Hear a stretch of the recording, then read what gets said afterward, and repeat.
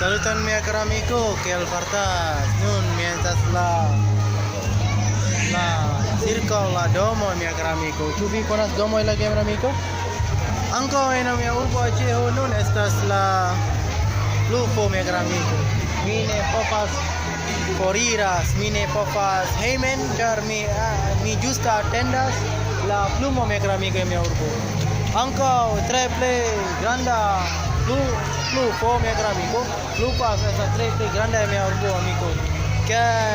Kaj kiel en via lando mi caro amigo estas vi havas la granda lupo mi caro amigo. Mi estas multaj popolo ĉi tie atendas la pluvo mi caro amigo. Ankaŭ ĝuste poste iliaj havas la naĝas ĉi tie estas la waterpump en la granda Aceh mi caro amigo, ĉar ilia atendu la pluvo ĉi tie mi caro amigo. Estas la multaj popoloj ĉi tie, multaj virinoj ĉi tie estas la atendas la pluvo. Do, mi ne scias kial la pluvo en mia urbo.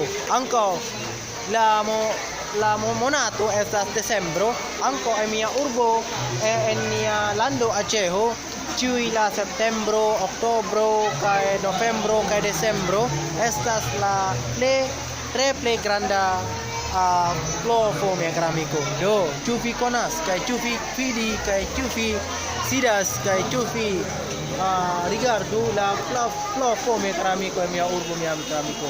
Do,